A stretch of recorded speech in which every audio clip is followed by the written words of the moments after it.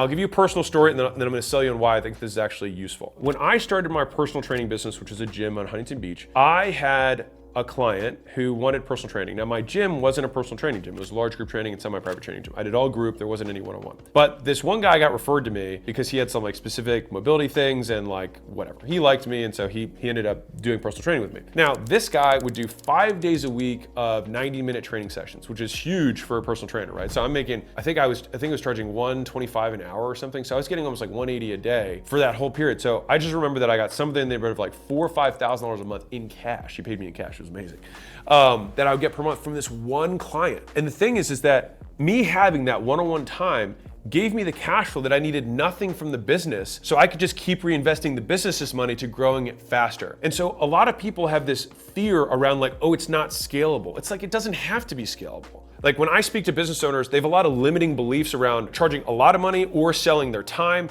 And so I want to drive this point home and give you a lot of reasons to show why it is superior, especially when you're starting out, to sell your time one-on-one, even if it is unscalable. So let me kind of sell you on this. So number one is that you will learn more from fewer high-value clients, all right?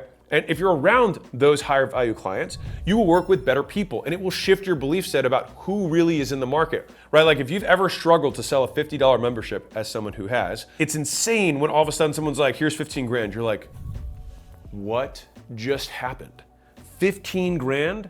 That's $3,050 sales that I'd have to make in order to get 15 grand. That's how absurd that is. But when that happens again and again, it shifts how you see money and what services you think about creating. The next one that people get hung up on is like, well, I don't want to sell my time because selling your time is what poor people do. Let me learn you some stuff, all right? Which is every single person on planet Earth earns money per hour. They just don't necessarily denote it per hour. But all you have to do is take what you made last year, divide it by 2,000, and guess what? Voila, you have your hourly rate, which means you worked 40 hours a week, assuming you work 40.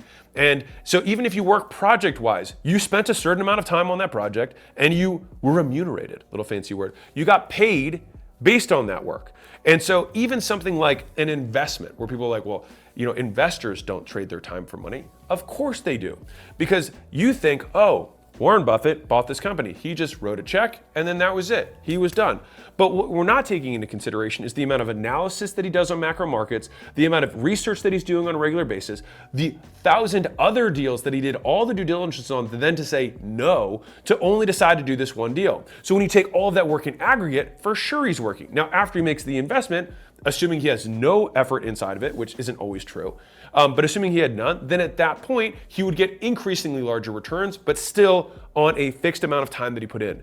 So the proof point is you live in time and you earn money in time, which means everyone has an hourly rate. And so the idea here is that as long as the thing that you sell your hourly rate for is more than you currently own, you will make more. Next point, when you are doing one-on-one, especially in the beginning, you have significantly more flexibility in delivery. That means because it's one-on-one, you can change things on the fly.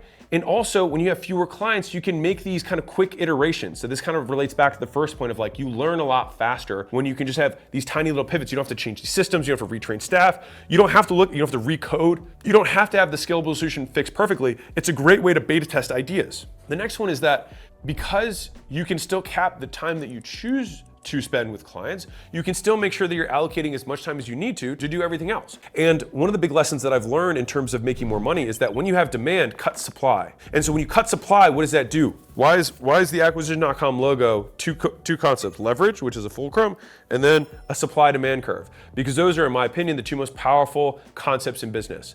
And so when you have supply and demand at work, which we do, the reason one-on-one is so powerful is because the supply is so contracted, so fixed, it's so small. And so it forces, as long as you don't have limiting beliefs, which is why I'm trying to make this for you, it forces you to raise your price.